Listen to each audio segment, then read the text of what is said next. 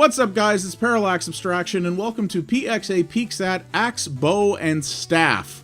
By taking a look at this game, you may think I should have called this a retro flash forward, but this is actually a pretty recent release with, I would say, much more modern design ideas in it. Comes to us from a small team from Beijing, China called Clewcat, which is a largely husband and wife developer that started up a few years ago when EA closed Playfish Beijing, which was a mobile and social developer. They've done a bunch of small projects, a lot of game jam stuff actually, but this is sort of their first major commercial release.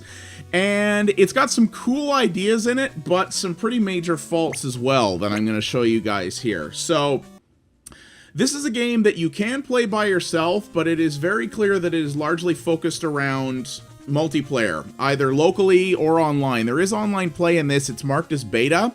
I have never managed to get match made with anybody, so I don't know if either the netcode's broken or there just aren't anybody playing this game. Isn't anybody playing this game? I have no idea. Every time I try to play online, it says it's connecting me with a server in Japan, so I get really lousy ping times. But yeah, so that's something to keep in mind, though this can be played locally as well with up to 3 people. So here's why it's called Axe, Bow, and Staff. There's 3 characters there. There's a warrior guy with an axe, a ranger guy with a bow, and a wizard guy with a staff. So this game is kind of an interesting combination. You can tell this is something that was made by developers who worked in mobile a lot. It's kind of like a runner title, but it's level based. And there is a story that you're accomplishing.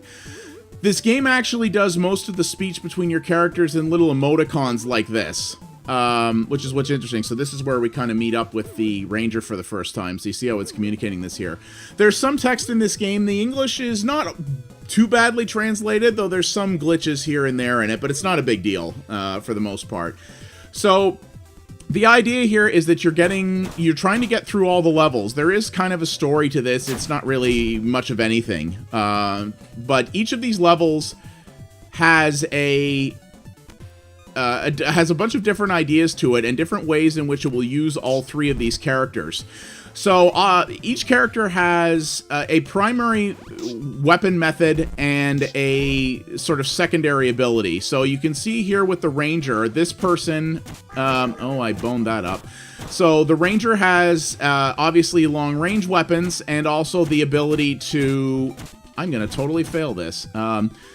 She has the ability to fire long range weapons and also to jump over obstacles. So there's the checkpoint so everybody comes back.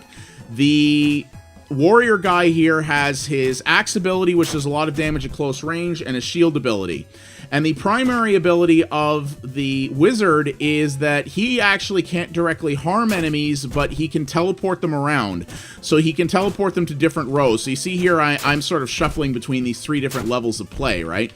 So what the wizard can do is he can shift enemies to different rows to basically get them out of your way or to put the enemies in harm's way. Things like that. So it's an interesting balance that you have to make here. So when you're playing by yourself, if you're playing with other people, you can assign different players to the different enemies. And then what you do, or different players. Did I say to the different enemies? Anyway, you can assign different players to the different characters. And they can control themselves independently. If you're playing by yourself, as I am here, what happens is that you control one of the characters at any given time. You can switch them, and then you have to leave the computer in charge of the other 2. The AI is extremely inconsistent. Sometimes it's very, very useful. Other times it's dumb as rocks and will make really stupid decisions that will ultimately destroy it. I would say to a degree, probably some of that is done on purpose because the game doesn't want you relying on the computer at all times. But you can switch between the characters here. I'm playing with the controller. You can play with a keyboard just fine. This is a largely digital input title. So what you can do here is you can not only switch between the characters at any time by using the triggers, you can actually switch their position within your row. So by moving left to right here, you see I can sort of shift guys to the front and the back, which will determine the level of risk that they are exposed to. So your goal a lot of the time will be to switch back and forth between the different characters in order to avoid obstacles and attempt to keep them safe. There are multiple checkpoints in the level which are designated by these little fountain things here, and these will fully heal your characters and bring back to life any who have perished. And you can also respawn from there. So if everybody dies, you'll start back at the beginning of that. So this is actually a boss fight here. There are a few boss fights in this game. This one is actually extremely easy, especially since I've upgraded my character a lot. This was much more. There was much more effort involved in this when I had to do it before. So here's a character we met here who was actually inside that rat, I guess. Sometimes the symbols here are pretty obvious in terms of what they're trying to communicate, sometimes not especially. So this guy gave me a whole whack of money here. Yeah. So one of the first things that tells you right off the bat that it's came from a mobile game developer is every level has 3 stars. And it has money that you can earn and bonuses that you can earn from that, etc., etc. Yeah, it's you know, it's pretty much mobile tropes in that way. However, this game has no microtransactions. So there's not much to worry about in that sense, so I don't find it particularly offensive. So this is the shop which you can go to in between levels. I have an inventory here with a bunch of different items that you can equip different people if you so desire. There's upgraded weapons you can buy, which you will absolutely need in later levels in order to deal with the more advanced enemies that you'll come across. There's healing items, there's the increase AI's vision, there's accessories that you can buy here, and you can sell stuff that you picked up as well. Very basic RPG style shop thing here. Chance to double the coins picked up, you know, see things like that. Ooh, that crossbow upgrade will be really nice, but you see stuff is getting pretty expensive up in here. So when you're playing the level as well, you see there's shortcuts there in the upper right. Those are items that you can actually equip and use on demand, select and use on demand, which can be very helpful in later levels where you might need some healing items and things like that. Additionally, there is a character tree. It's pretty basic, but every character has additional abilities, and when you reach certain character level targets, you can pick one of them. You can reset them at any time and respec if you like, which is handy. See, it's upgrade time! So these are handy things. Again, you will need them later on in order to advance. When you beat certain bosses, there are cutscenes like this, which, well, it's not really a cutscene, it's a static image, but not a fan of this art. It looks very MS Painty, but whatever. It's not really a huge thing. So what I have found is that some of the levels in this later on do get kind of ridiculous. You also have bonus levels like this. This is a level that's actually an endless mode that's score attack based, which I think is kind of cool. You see here as well, you can designate when you start off which characters are going to be humans or which are going to be controlled by the AI. And of course you can switch those on the fly. This is more the starting configuration. When you play with more local people, I believe those people are fixed to their character, though I think you can both switch between anybody who's still designated an AI, which is kind of cool. So that's an endless score attack mode. This is another level here. Welcome to the Ancient Olympic Stadiums. This one, I'm not sure what this is. I think this is a race mode or something. So you see, you can play any level online as well if you want. It will say starting server, and so you see, it pinged me to Japan again. Okay, so this is a race mode, I guess. Oh, this is interesting. So I haven't seen this before. So yeah, this is actually a race, and I actually can't switch characters here. I'm locked to the warrior guy that I chose. So that's kind of neat. I'm not sure what slows people down or not, but that's kind of neat. It's a little way it mixes up the variety here. So if you choose to play online, your online session will stay active until you quit back to the world map. So you can actually, when you finish a level, you can zip forward, like you can tell it you want to just proceed immediately to the next level, and as long as you're doing that, you actually can keep your online session active if you have people that you're playing with. Again, I have never managed to match with anyone, so I don't even know if it works or not. So, but we'll see there. The problem that I have with this is that this game, like I said, it really requires human opponents or human cooperators, in my opinion, because the AI in this is very inconsistent in terms of what it does. Sometimes it's oh, okay, so when you die, you have to wait and pause and recharge. That's interesting. So sometimes the AI is very bright and very helpful. Other times it's infuriatingly stupid in terms of what it does. and you're gonna find yourself... I personally think that the single-player game is probably a lot harder, simply because if you don't want to trust the computer, which you're probably wise to not do, you're going to have to juggle between AI characters a lot who have different abilities and different setups and different controls, and get used to that. Which I think some people will like. I think they'll enjoy the challenge of that. But to me, it really feels like this is a game that was built from the ground up to play with multiple people. I've not had the opportunity to do that, but I could certainly see why it would be more fun there. So I guess I can select... Yeah, so I can select these things there, so I can actually drop traps behind me for the other enemy. I don't know how long this goes for, to be honest. I mean, the Ranger is a million miles ahead of me here and still hasn't finished yet, I guess. So this is my first time playing this particular level. The levels do mix things up quite a bit. There'll be different kinds of enemies that you face. There'll be different kinds of actual level design challenges that you'll face. There's one level that I actually really didn't care for all that much, which was a level where you're sort of ascending a sky elevator, and there's a bunch of flying enemies that come in.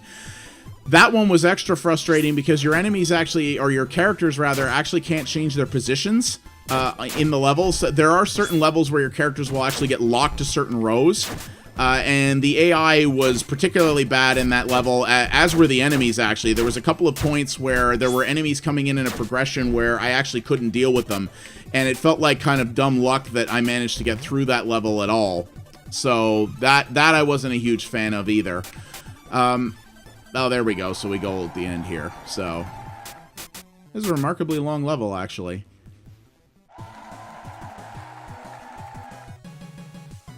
World rank number 4? Really? Oh, dear. Well, that might be an indication as to why we don't have a lot of human players to play with. Okie dokie. So I'll show you how things amp up here. And this is kind of what you're going to do. You're going to go through the different levels. You're going to upgrade your characters. You're going to buy items which can help you out in things, and your goal is just to fight your way to the end. It feels in many ways like a traditional RPG or action game progression. You know, you do well in a level, you use those resources to expand and get better, and the challenge amps up in lockstep towards that. So that's kind of the core idea. So it's not really an especially original progression mechanic in that way, but it works well. You can also go back and play different levels if you want to grind out some money, things like that. So that all, that's all pretty standard. It's this sort of multiple, I don't know. Also, you're hearing that there's no music right now. I've had this happen a few times too, where there's certain levels where music just doesn't play. Oddly enough, there was a hotfix released for this game recently that said it dealt with that exact problem, and it clearly hasn't. So you see how you can get screwed here very quickly, and this is the thing. So especially at this later part in the game, certain enemies are just really require the abilities of certain characters in order to overcome effectively. And that's particularly frustrating in a level like this where you can't move past the tier you're on. So it's really... Oh, there was a... Right. Okay, there was a barrel there. So you see how this gets really tough, and some of these levels feel tough for really ridiculous reasons. Like they're forcing you to do things a very specific way that really doesn't fit. So here's that elevator level I was talking about. I'm going to show you guys what this looks like here. So you see that little lock symbol there. So that means that the characters are locked to their level and they can't move. So I can switch between them, but I can't move. I can only move them side to side. Now, in this level, the computer is reasonably good at looking after itself until it reaches a certain point. And at that point, it will get really dumb. And like I said, the AI has a problem too in this level, because I had problems before where there were enemies that were spawning on a level. Like, for example, there's a dragon creature later in this level that you actually can't hit with the melee guy because he doesn't get close enough to you to do that. But he was the only character that was left, so all he could basically do is sit there and try to use his shield indefinitely until he either died or we happened to reach the end of the level. So you don't have to actually beat all the enemies to reach the end of the level. As long as you stay alive long enough to reach the end of the level, the game will automatically just sort of evaporate every enemy that's left on screen at the time. There were also bits, too, where it sent, like, these bird creatures in from two sides of the screen to where they actually bumped into each other and got stuck. Little things like that that just feel somewhat unpolished, and almost like this is a game that maybe should be in early access. It's not, by the way. It's out. So that's something to take into consideration there. You've also seen some hitching maybe in this video where the game is seemingly paused for a few seconds each time. So that guy's dead. Yeah, that's happened to me a couple of times as well. It's very inconsistent. Sometimes it doesn't do it, but sometimes it does for longer periods. And that's been a bit of an issue. I do very much like the retro artwork and the retro music. I think they did a really good job with that. So you see, here's a group here. So I've got to make sure I time them out properly. These guys we can't do anything with because that character is gone. I'm going to heal up here. Yeah, I think the aesthetic they went for looks really cool. This is the reason I didn't do this as a retro flash forward is this, while this looks like a retro game, it doesn't feel like a retro game in the sense that this type of gameplay is not something you generally saw on computers back in the day. So yeah, here's the dragon thing. So you see, what I can do is if I shield properly, I can block his stuff, but sometimes they'll just get stuck there. And now the wizard guy, well, he basically can't do anything, because all he can do is move enemies around. He doesn't do any direct damage himself. So he's just going to stand here, hanging out. So, okay, he transported that bird out of the way. This is actually working much better than it was in previous attempts when I did this level when I was researching, because it looks like the dragons can actually pass through each other, but the birds cannot. So you see there how two of them got stuck? That's something, like I said, it just feels a little janky and a little unpolished. So there, yeah, there's two birds stuck there because they can't collide through each other, which those little dragon guys can. But you see here, all I'm doing is standing here and waiting. There we go. So we actually happen to complete the level. There's also been a problem that you've heard a few times in the video where the sound effects sound very overmixed, like here. Well, it's actually not doing it. But sometimes when it plays sound effects, they are extremely overmixed and they'll basically blow your ears out. Things like that feels very, very janky. Also, this level... Uh-oh. So I can't go past this screen. It's apparently stuck here. So hang on a sec. We'll be right back. Okay, there we are. So yeah, as you can see from a technical end, this game's got some problems. I've also only been playing for about an hour, and it looks like I'm about halfway through the worlds in this game. I don't know if there's another screen or not. I don't think there is. But it's also gotten exceedingly difficult, so I imagine the rest of this is going to be quite an exercise. So let's check out another one here. Here we go. So yeah, what I like about this, there's a few different things I do like about this. Oh yeah, this is a cool level where you get a train. This is actually kind of neat. I like the fact that this is not really a casual game in the sense that you have to manage a number of different things at once. You have items you have to manage. You have multiple characters with different abilities that you have to manage all at once. You have a lot of different things to look after, and it gets incredibly hectic and incredibly challenging, especially in the later levels. You've got a lot you've got to look after, and some people are probably going to find it frustrating, but others are probably going to really like that. You know, having to sort of juggle a lot of different things around and manage that is going to be really cool. In multiplayer, I could see this also being a lot of fun, but also in the sense that kind of like the new Super Mario Brothers games, where the multiplayer is really fun, but it can also ruin friendships very quickly. In the sense that I could see a lot of situations where you're playing this and people are going, oh god, why didn't you do it this way? Why didn't you just go here? We completely screwed this run up because you didn't do this one thing. Which could result in a lot of rage quitting and ruin friendships. Just saying. So you may want to be cognizant of that. Same thing if you did manage to play this online with people. I could see a lot of frustrations when people either aren't very good at the game or just don't do things in the way that you thought ideal. So that's something to keep in mind as well, that could be a bit of a situation. But really, at the end of the day, I think this is probably best played either multiplayer or by people who really want the frenetic challenge that this offers. I think, so there, my train got destroyed, so now we're back here. These bomb guys can be really gnarly to have to manage sometimes. I think it's going to be... Oh, here's another boss. All right. So I think that's, you got to know what you're getting into with this. I like the idea, you know, though it has some mobile gamey type stuff in it. This is not a mobile game, though I could see this actually working on a phone, and maybe it will at some point. And it's not a scummy game. You buy it once and you get everything that's in it. There's no microtransactions, and there is some grinding, but no more than you would maybe find in a traditional, say, RPG or something of that nature, like a JRPG. So there's nothing wrong there. And I do like the aesthetic. I do like the production values. I think they did a very nice job of making a sort of, you know, if you will, a modern retro type thing. This is another easy boss because I've already upgraded all my stuff here. But some of the technical problems really bother me. The hitchiness, the crashes, the badly mixed sound, like mixing sound correctly. Yeah, so you hear that there, that sort of initial real blowout pop of that sound effect, things like that. Stuff like that really, ooh, one arrow in each lane, yeah, please.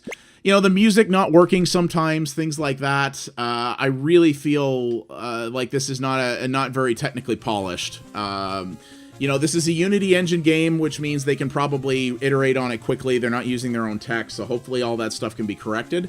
But yeah, it needs some work for sure. But it's a fun little adventure with a neat mechanic. I like the sort of multi-lane thing, and I like the management aspects. So I would say only play it for the single player if you want a real challenge, a frenetic challenge, or play this with some friends, you know, on the couch with multiple controllers. I think you can have a lot of fun with it that way. But yeah, it's cool, but it needs a little bit of work for sure. This might have been a good thing to put in early access for a bit. So yeah, that is Axe, Bow, and Staff, developed by Clewcat Games. It is on the PC right now. It is, well, at time of recording, it's 30% off, so it's about $7. It's about $10 normally. Pretty good price for this, I think, but I don't think it's going to fit for everybody, so you got to definitely know what you're getting into with it. My name is Parallax Abstraction. Thank you all very much for watching. If you liked what you saw here, please consider liking the video and subscribing to the channel. That would help me out a great deal. And hey, if you like it in particular, tell someone else about it. That's really the best thing you can do to help me grow.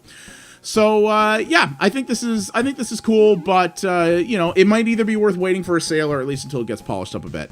Thanks for watching, guys. I'll see you next time.